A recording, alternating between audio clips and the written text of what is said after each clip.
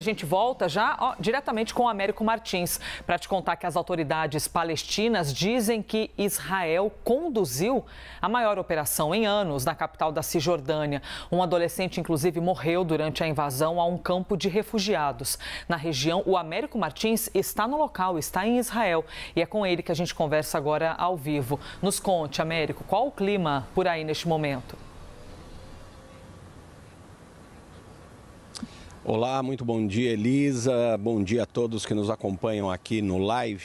Elisa, segundo as autoridades palestinas, essa foi a maior incursão militar israelense na principal cidade da Cisjordânia, Ramallah, que é onde fica a sede da autoridade palestina. É uma cidade que é controlada diretamente, inclusive do ponto de vista de segurança, pelas autoridades palestinas. Segundo informações da agência de notícias palestina, um menino de 16 anos, de nome Mustafa Abu Shaibak, foi morto numa operação militar no campo de refugiados de Am-Ari.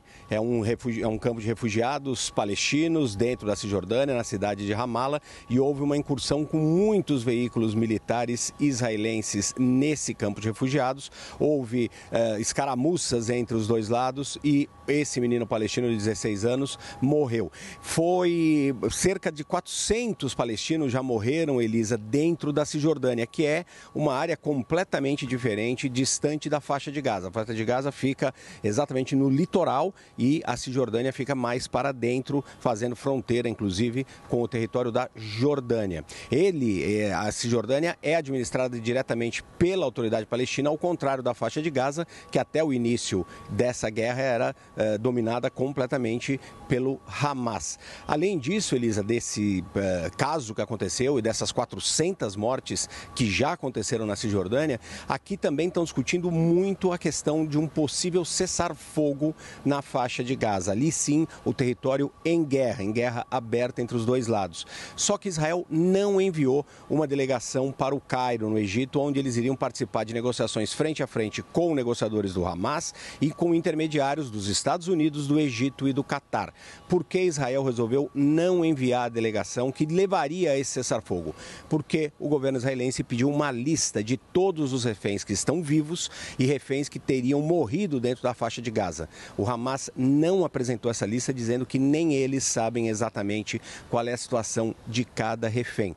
Eu estou neste momento, inclusive, Elisa, aqui no topo de um prédio onde funciona uma ONG que cuida dos reféns, que faz essa campanha Bring Them Home Now. Tragam-nos de volta agora. E o clima aqui é muito pesado por conta justamente da desesperança desses familiares.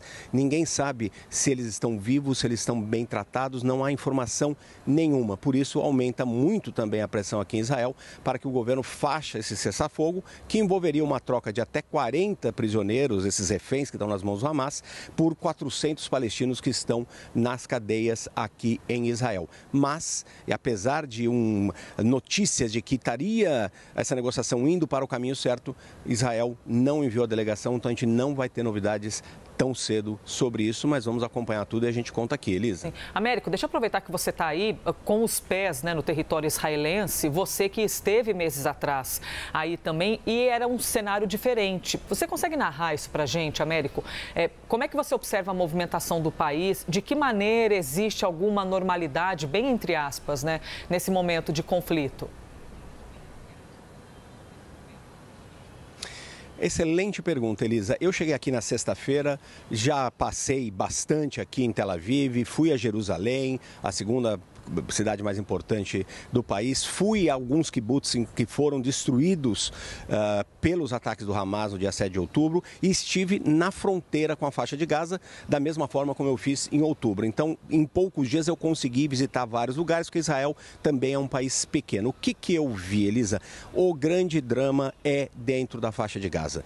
Mesmo 5 meses depois, no mesmo ponto, na fronteira entre o território israelense e a faixa de Gaza, a gente ainda conseguia ouvir ouvia as explosões, a artilharia israelense sendo lançada contra posições do Hamas dentro da faixa de Gaza. Então, os bombardeios continuam. A realidade na faixa de Gaza é tenebrosa nesse momento. Mais de 30 mil pessoas já morreram, segundo os números do Ministério da Saúde, que é administrado pelo Hamas, e cerca de 170 mil estariam feridas, fora que quase 90% das pessoas foram deslocadas dentro do território. Agora, aqui em Israel, e especialmente aqui em Tel Aviv, a principal cidade do país, a situação já é mais normal do que em outubro. Você está correta, não é uma normalidade total, mas estamos num caos menor, vamos dizer assim, por alguns motivos, Elisa. Primeiro deles, os ataques israelenses conseguiram debilitar muito as forças do Hamas, então o Hamas não tem mais como mandar foguetes para o território israelense. Pelo menos nos últimos dias não conseguiram fazer isso.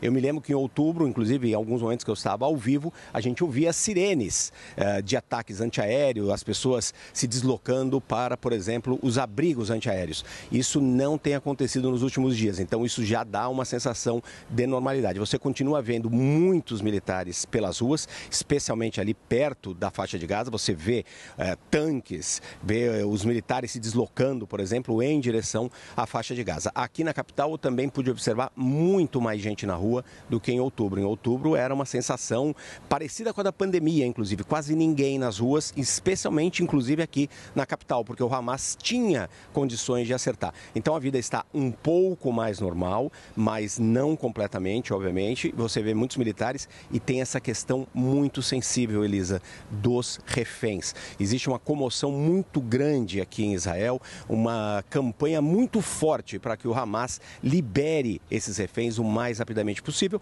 e uma pressão sobre o governo israelense também. Como eu disse, eu estou na sede da principal ONG que faz essa campanha, Bring Them Home Now, traga-os de volta agora. Eu estava acabando de conversar com familiares dessas famílias, eles estão todos chocados e eles fizeram um apelo. Precisamos fazer a negociação, precisamos libertar esses reféns, porque não existe nenhum preço para a vida humana. Então, essa é uma questão ainda muito sensível aqui e, obviamente, o alto número de civis, especialmente mortos na faixa de Gaza. Elisa. Muito, olha, interessante, Américo Martins narrando tudo o que ele tem visto, de que maneira ele tem observado o avanço desse conflito. Obrigada, Américo. A gente já volta com o Américo. Vejam aqui a imagem, inclusive, você acompanhou isso com a gente, dia após dia.